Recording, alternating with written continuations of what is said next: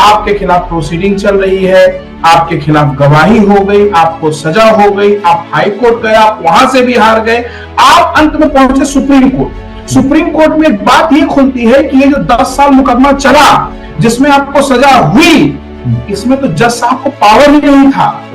तो साहब ये पूरी प्रोसीडिंग, ये पूरा बयान, वो पूरी एफआईआर, उस एफआईआर पे पूरी की पूरी इन्वेस्टिगेशन, चार्जशीट सब क्वैश होगा।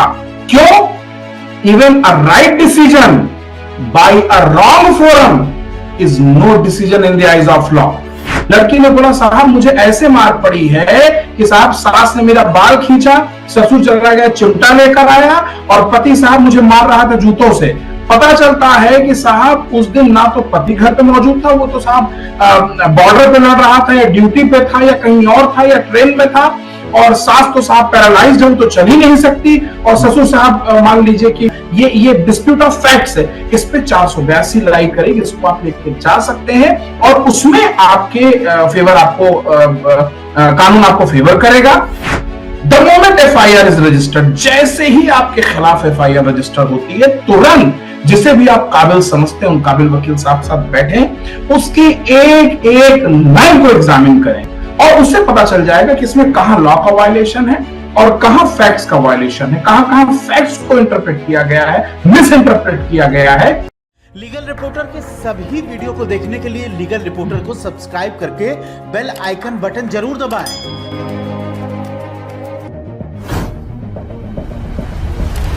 नमस्कार, मेरा नाम है विप्लव वसी। आप देखना शुरू कर चुके हैं लीगल रिपोर्टर। आज बहुत खास हम मुद्दे पे बात करने जा रहे हैं। आपके खिलाफ झूठी एफआईआर हो जाती है, आप नहीं समझ पाते हैं कि कहां जाएं, तब आपको सलाह मिलती है कि 482 या 226 के तहत आप हाई कोर्ट को अप्रोच करें, हाई कोर्ट में अपनी बात रखें। और अगर आपके खिलाफ मैलिशियस या झूठी एफआईआर हो गई है, मुद्दा कुछ था, बनाया कुछ किया, सिविल मुद्दा था, उसको क्रिमिनलिटी का अंग दिया गया, तब जस्टिस के लिए, न्याय के लिए आपको हाईकोर्ट के दरवाजा आपको खटखटाना पड़ता है। या तो आप रिट पिटीशन में जाते हैं या 482 इनहेरेंट जो हाईकोर्ट की पावर है उसका इस्तेमाल करते हैं। तो आखिर केस, यानी कि जब आपके खिलाफ एफआईआर हो गई है तो किस स्टेज पे जाना है? एफआईआर होने के बाद जाना है, चार्जशीट के बाद जाना है, चार्ज फ्रेम के बाद जाना है, कब जाना है और कैसे जाना है? आज इसी खास मुद्दे पर बातचीत करने के लिए हमारे साथ डॉक्टर किसले पांडे साहब जुड़ गए। डॉक्टर किसले पांडे साहब तो सुप्रीम कोर्ट में पिछले 2 दशक से बेहतर प्रैक्टिस कर रहे हैं, बड़े हाई प्रोफाइल केसेस करते हैं, साथ ही रिट पिटीशंस को लेकर बहुत शानदार ड्राफ्टिंग करते हैं। डॉक्टर साहब, जनरली हमारे यहां जो दर्शक हमको लगातार कॉल कर रहे हैं वो कहते हैं साहब हम किस स्टेज पे जाएं। बहुत बार ऐसा होता है कि लोअर कोर्ट के वकील साहब क्रिमिनल केस हो गया, अब वो लोअर कोर्ट में दौड़ा रहे हैं। अब जानते हैं इस देश में प्रोसेस ही अपने आप में पनिशमेंट है, चाहे वो मैट्रिमोनियल 498 का एक उदाहरण ले लीजिए, एफआईआर होती है, पूरा पूरा परिवार दौड़ रहा है। तो अगर टाइमली उसको हाई कोर्ट में वो कैसे अप्रोच करें, उसका क्या है? तो सबसे पहले ये 226 रिट पिटीशन का और 482, ये दोनों का डिफरेंस जरा हमारे दर्शकों को बता दीजिए। देखिए, 2 अलग अलग चीजें हैं, एक तो है रिट और दूसरा है 482। रिट जहां तक एफआईआर की बात है, तो जब पुलिस की तरफ से कोई लीगल मिस्टेक हो जाती है या कोई कानूनी कमी रह गई एफआईआर दर्ज करने में, तब वहां रिट लाई करती है। और जहां कोई प्रोसीजरल इशू हो रहा है या कोई प्रोसेस में कोई कमी रह गई है, तब 482 जाती है। ठीक है। रिट में क्या होता है कि जब आप रिट लेके जाते हैं तो वहां पे आप फैक्ट्स की बात नहीं करेंगे, मेरिट की बात नहीं करेंगे। मेरिट की बात करते ही अदालत आपकी फाइल किनारे फेंक देगी। लॉ की क्या इसमें कमी हुई है, मसलन लॉ का क्या कमी हो सकती है, मैं एक एग्जांपल देता हूं। एग्जांपल कई हो सकते हैं पर 2 एग्जांपल, जैसे मान लीजिए थाने में एक किसी विषय में मारपीट से लेके एक तहरीर दी लड़की ने और एक तहरीर दी लड़के ने। तहरीर का मतलब होता है कंप्लेंट। तो मान लीजिए कि आपका और आपकी पत्नी के बीच में मारपीट हुई और 2 कंप्लेंट गई, एक आपकी पत्नी ने दी और एक आपने दी। अब उसमें हुआ क्या कि पहले आपने मान लेते हैं 10 बजे आपने कंप्लेंट की और 10:10 पे आपकी पत्नी ने कंप्लेंट की। तो इस मारपीट के विषय में पहली कंप्लेंट कौन सी है? तो पहली कंप्लेंट पति के द्वारा है, तो इस पे एफआईआर दर्ज होनी चाहिए। क्यों? कानून है, first complaint disclosing the commission of cognizable offences is an FIR and any subsequent information, यानी जो बाद में खबर आती है वो स्टेटमेंट है। तो पुलिस ने क्या किया? पुलिस ने पति की कंप्लेंट को किनारे रखा, पत्नी की जो इंफॉर्मेशन थी उसको एफआईआर माना और पति को मुलजिम बना लिया, जबकि इस मामले में पहली कंप्लेंट आई थी पति की। तो अब इसमें पति के पास दोनों फैक्ट है, एक तो यह कि उसकी कंप्लेंट को पुलिस ने दबाया और उसकी पत्नी को फर्स्ट इंफॉर्मेशन माना, जबकि फर्स्ट इंफॉर्मेशन नहीं थी। तो अब इसमें क्या? इसमें आपके पास रिट का ऑप्शन है। आप रिट लेके जाएंगे, माननीय कोर्ट को बताएंगे कि किस तरह आपने कंप्लेन की और कैसे पुलिस ने फर्स्ट इंफॉर्मेशन को दबाया और सब्सिक्वेंट इंफॉर्मेशन यानी कि सेकेंडरी इंफॉर्मेशन को एफआईआर माना। तो ये क्वेश्चन बहुत अच्छा ग्राउंड होता है। अब मान लीजिए कि आपके खिलाफ प्रोसीडिंग चल रही है, मैं आपको एक वर्स्ट एग्जांपल देता हूं। आपके खिलाफ प्रोसीडिंग चल रही है, आपके खिलाफ गवाही हो गई, आपको सजा हो गई, आप हाई कोर्ट गए, आप वहां से भी हार गए, आप अंत में पहुंचे सुप्रीम कोर्ट। सुप्रीम कोर्ट में एक बात यह खुलती है कि ये जो 10 साल मुकदमा चला जिसमें आपको सजा हुई, इसमें तो जज साहब को पावर ही नहीं था। तो साहब ये पूरी प्रोसीडिंग, ये पूरा बयान, वो पूरी एफआईआर, उस एफआईआर पे पूरी की पूरी इन्वेस्टिगेशन, चार्जशीट सब क्वैश होगा। क्यों? Even a right decision by a wrong forum is no decision in the eyes of law. Correct.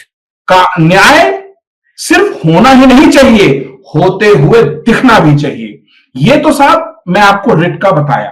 अब 482 में हम फैक्ट्स की बात करते हैं, हम मेरिट की बात करते हैं। मसलन आपने यह बताया कि साहब आपके जो लड़की है, मसलन मान लेते हैं, लड़की ने बोला साहब मुझे ऐसे मार पड़ी है कि साहब सास ने मेरा बाल खींचा, ससुर चला गया चिमटा लेकर आया और पति साहब मुझे मार रहा था जूतों से।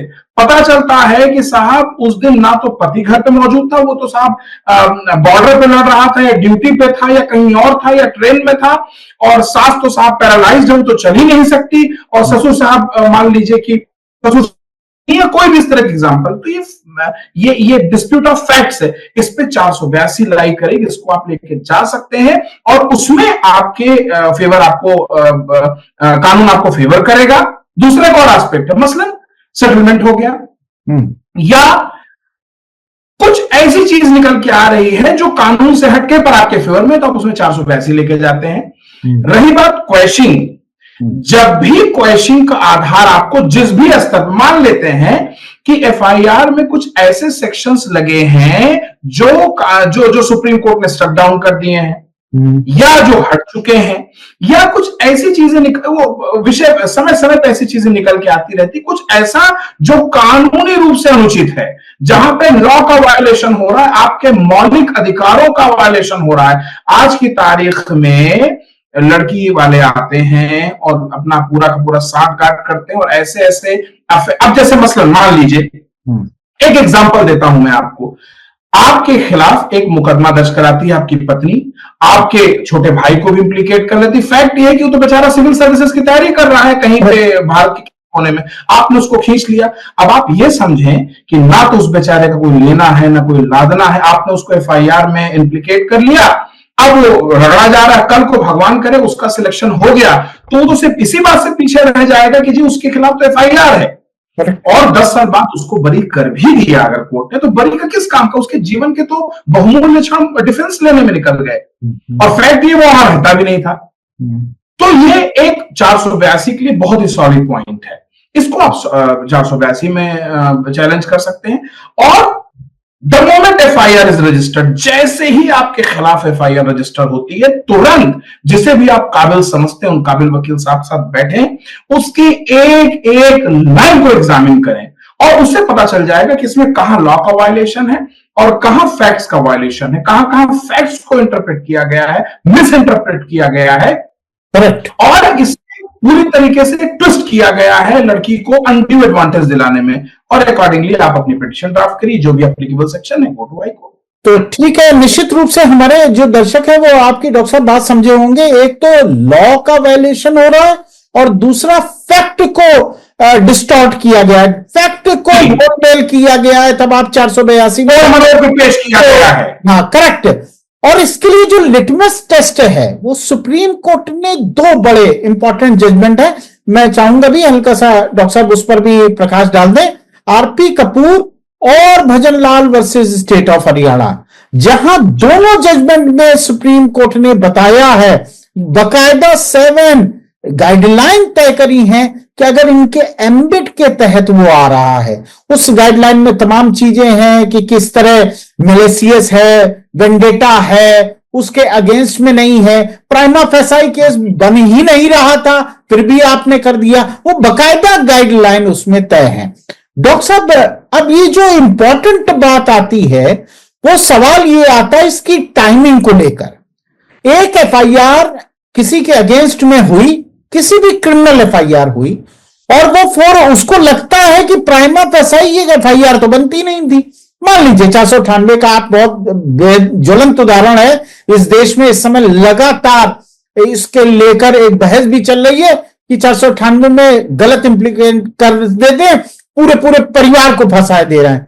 अब उस व्यक्ति, उस हस्बैंड को लगता है कि मेरे और मेरे परिवार के खिलाफ एफआईआर हो गई है, आज हुई है, सपोज करिए जिस तारीख को हम इंटरव्यू कर रहे हैं उसी दिन हुई है, अगला स्टेप क्या होना चाहिए उसका, और वो कब कोर्ट को अप्रोच कर सकता है? सर देखिए, तरीका पहला इसमें जो मतलब कानून संगत मैं आपको अगर बताऊं, जो भी आपके विद्वान दर्शक हैं उनके लिए, जैसे ही एफआईआर दर्ज होती है पहले तो आप अपनी बेल कराइए, और ऐसा नहीं हो कि आप गए हुए हैं वहां पे अपनी बिल्ली बचाने और पीछे से आपकी गाय निकल जाए। उसके लिए जरूरी है कि पहले बेल ले लीजिए, और बेल लेने के बाद आप इमीडिएटली हाईकोर्ट मूव करिए, तुरंत। जैसा कि मैंने बताया, एफआईआर की एक एक कंटेंट को 10-10 बार पढ़िए, और उसमें चूंकि वो झूठ है और झूठ के पैर नहीं होते हैं, आपको फैक्ट्स मिलेंगे ही मिलेंगे, और जब आपके साथ अन्याय होता है तो आपके साथ कानून भी होता है और ईश्वर भी होता है। आप एक एक कंटेंट को एग्जामिन करिए, इमीडिएटली बेल ले चुके हैं तो आप सेफ हैं, आप गिरफ्तार नहीं होगा। पता चला आप हाई कोर्ट गए हियरिंग अटेंड करने, वहां से पुलिस ने आपको अरेस्ट कर लिया, करेक्ट। आप उसके बाद इमीडिएटली क्वेश्चन फाइल करिए, जो भी आपको नजर आता है, चाहे उसमें फैक्ट्स आपको लगते हैं मिस इंटरप्रेट किए गए हैं, या कानून का उल्लंघन किया गया है, या दोनों किया गया है। कई कई जगह तो 226 रीपीट 482 और सीआरपीसी भी पिटीशन फाइल होती है, हम लोग करते रहे हैं। तो इमीडिएटली आप क्वेश्चन फाइल करिए और कोर्ट को कन्विंस करिए एंड गेट द जस्टिस।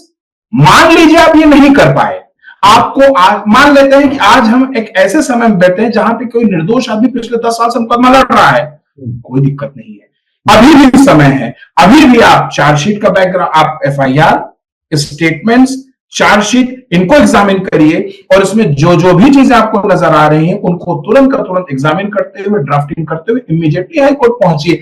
आप किस चीज का वेट कर रहे हैं? सो ये जरूरी है कि जैसे ही आप जागे तत्काल सवेरा हो।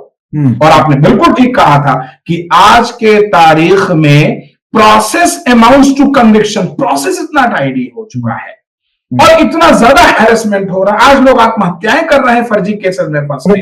तो अब ये समय है कि बिना घबराए, बिना स्ट्रेस लिए, क्योंकि अगर आपके फैक्ट सही है तो कानून बिल्कुल आपकी मदद करेगा, बाहें खोल के मदद करेगा। लेकिन ये हमारे दर्शकों को और समझा दीजिए। एफआईआर के बाद चार्जशीट, चार्जशीट के बाद चार्ज फ्रेम, इसके बाद एविडेंस की स्टेज आ गई। अब कब, मतलब अगर बाई द वे किसी को नहीं पता है, आज वो आपका वीडियो देख रहा है लेकिन एविडेंस की स्टेज पे खड़ा है, तो क्या आज भी उसे 482 में अपना राइट इस्तेमाल करना चाहिए, या इसकी कोई ये है कि इसके बाद नहीं होना चाहिए, या 482 में इसके बाद रिलीफ नहीं मिलेगी? वो क्या स्टेज है? देखिए, होता क्या है कि जो कमियां हैं, चाहे वो कानून की कमी हो चाहे प्रोसीजरल कमी हो, दोनों कमियां तो है ना।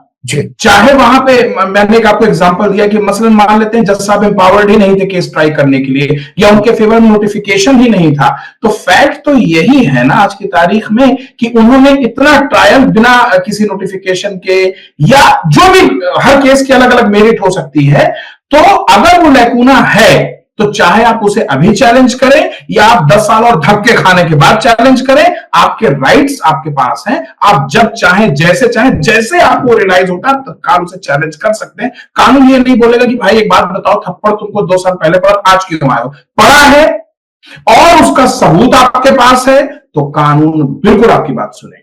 यानी कि आप कह रहे हैं कि 482 की पावर को एक्सरसाइज करने के लिए कोई टाइम बार्डर नहीं है? बिल्कुल टाइम बार नहीं है। जो लैकुना है वो तो है, फ्लॉ तो है।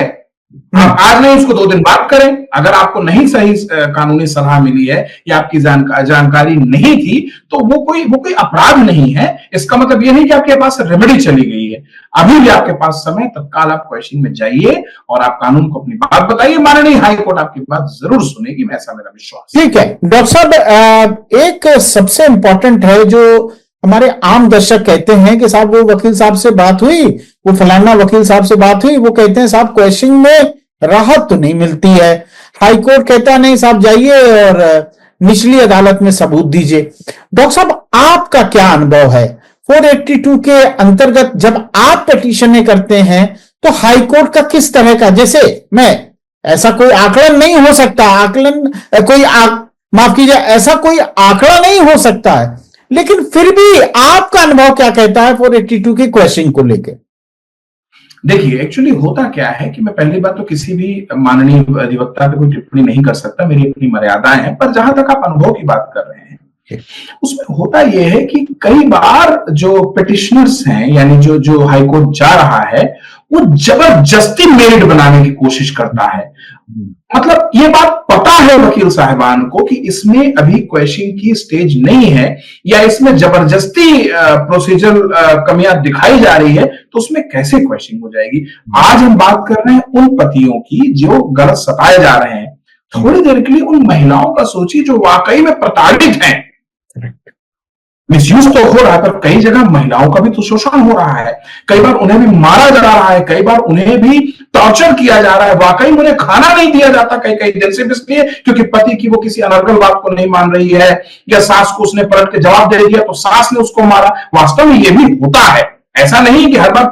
हाँ, ज्यादातर है आजकल कि इसमें इस कानून का दुरुपयोग हो रहा है। पर हाँ, अगर 10% भी मान लेते हैं 10% भी अगर सदुपयोग हो रहा है, तो उन 10% का क्या होगा? तो उसमें क्या करते हैं ये लोग कि जबरदस्ती फैक्ट्स केस में मेरिट बना के हाईकोर्ट चले जाते हैं। और हाईकोर्ट अगर ये समझ जाती है कि आप फालतू में यहाँ पे आए हैं, तो हाईकोर्ट बोलती है कि ठीक है आप जाइए वहां पे ट्रायल फेस करिए। पर जहां तक मेरा अनुभव है कि जहां जेन्युइन कंसर्न होते हैं, वास्तव में पति या पत्नी को सताया जा रहा है या कि किसी तरह से वायलेशन ऑफ लॉ है, तो हाईकोर्ट बिल्कुल सुनती है। हाईकोर्ट बैठी सुनने के लिए आपको। और हाईकोर्ट क्यों बैठी है? आप ही जैसे लोगों को जिनको गलत सताया गया, उन्हीं हाईकोर्ट बैठी, क्यों नहीं सुनेंगे आपको? पर हाँ, आप ये मत समझें कि आप क्लेवर ड्राफ्टिंग से या कुछ चालबाजी करके आप हाईकोर्ट को या सुप्रीम कोर्ट को ठग सकते हैं। आपका केस में मेरिट होनी चाहिए और वास्तव में आपका शोषण नजर आना चाहिए कि आपका शोषण हो रहा है, तो फिर हाईकोर्ट या सुप्रीम कोर्ट बेस्ट रेमेडी है आपके लिए। ठीक है डॉक्टर साहब, एक लास्ट की तरफ हम बस चलेंगे। 482 में बेहतर जजमेंट लेने के लिए, या सीधे कहें कि आप किसी FIR को खारिज कराने जा रहे हैं, किन किन बातों का खास ध्यान रखेंगे आपके अपने अनुभव के मुताबिक? जी देखिए, सबसे पहली बात, जब FIR आपके खिलाफ दर्ज हो रही है तो FIR, पहली बात तो FIR need not to be encyclopedia. FIR का इंसाइक्लोपीडिया होना जरूरी नहीं है। फिर भी आप उसके फैक्ट्स को एग्जामिन करिए और उन फैक्ट्स पे आप ये देखिए कि जिस तरह से पूरा का पूरी स्टोरी लिखवाई है, चाहे वर पक्ष ने लिखवाई हो चाहे वधु पक्ष ने लिखवाई हो, या फिर आपके खिलाफ कोई चोरी 420 का केस हो या कोई भी केस हो, तो पहले आप ये देखिए कि क्या उससे कोई अपराध समझ में आता भी है। मसलन हम लोगों ने मैट्रिमोनियल पे बात की, अब बात कर लेते हैं लेन देन पे कि मसलन मिस्टर ए को पैसा देना था, मिस्टर बी को पैसा लेना था, दोनों के बीच में सिविल कॉन्ट्रैक्ट है, किसी कारणवश ए पैसा नहीं दे पा रहा है, अब बी ने जबरदस्ती उसको क्रिमिनलाइज कर दिया। फैक्ट है कि दोनों के बीच में कॉन्ट्रैक्ट था, ईमेल व्हाट्सएप चैट के माध्यम से इस बात को एडमिट किया गया है, और अब लेन देन के मामले को बी ने बना दिया कि साहब देखिए हमारा पैसा नहीं दे रहे, हमको जान से मारने की धमकी दे रहे हैं, फर्जी उसको आपराधिकता का, क्राइम का कलर दे दिया गया। तब इसमें आप उस सारे के सारे रिकॉर्ड लगाएंगे। मसलन आपने कंटेंट को कॉन्ट्राडिक्ट कर लिया अपने पास, दूसरा, क्या जो रिसेंट गाइडलाइंस आई हुई सुप्रीम कोर्ट की, हाई कोर्ट की, और इस तरह के समय समय पे जो कंसर्न हाई कोर्ट है, वो तरह तरह के जजमेंट्स इस बात को क्लैरिफाई करती हैं कि एक एफआईआर दर्ज करने के समय क्या क्या चीजें देखनी होती हैं। ललिता कुमारी अपने आप में एक बहुत बड़ा, मैं कहूंगा, महाभाष्य है। एक अपने आप में वो इंसाइक्लोपीडिया है कि एफआईआर किसे माना जाएगा, किसे नहीं माना जाएगा। उनको आप कंसल्ट करेंगे और अकॉर्डिंगली आप उसके बाद ड्राफ्टिंग करते हैं अपनी। और इसमें बहुत वाइटल रोल प्ले करता है जो केस लॉज होते हैं, जो हाई कोर्ट ने और सुप्रीम कोर्ट ने समय समय पे पारित किए होते हैं। उन सबके कॉन्सोनेंस में, उन सबके साथ आपकी ड्राफ्टिंग होनी चाहिए। You proceed and you will get the justice. Correct. निश्चित रूप से डॉक्टर किसले पांडे साहब ने जो बात कही वो आपके लिए बड़ा इंपॉर्टेंट है। उन्होंने साफ तौर पर कहा कि ये नहीं है कि केवल किसी एफआईआर को आप चैलेंज कर दो, अगर उसके पीछे के एक बेहतर बड़े आधार नहीं है तो निश्चित रूप से आपको हाईकोर्ट से राहत नहीं मिलेगी। और मैं आपको एक जजमेंट याद दिलाना चाहता हूं, Dinesh Gupta versus state of UP, जहां मैटर तो सिविल का था, उसको क्रिमिनल जबरदस्ती एंगल दिया गया। दो पार्टियों का झगड़ा था दिल्ली का, उसको यूपी ले जाके एफआईआर करा दी। सुप्रीम कोर्ट ने 25 लाख का जुर्माना किया है। और कहा सुप्रीम कोर्ट ने कि आपने ये सिविल को क्रिमिनल बनाया, एक तरह से जो दिल्ली में जुरिस्डिक्शन बनता था वो आपने यूपी बनाने की आपने कोशिश करी। 25 लाख का उसमें जुर्माना किया था। इसलिए ध्यान रखिए कि जब भी आप 482 को जाएं, जैसा कि डॉक्टर साहब किसले पांडे साहब ने कहा, मजबूत आधार लेके जाएं, बेहतर ड्राफ्टिंग के साथ जाएं।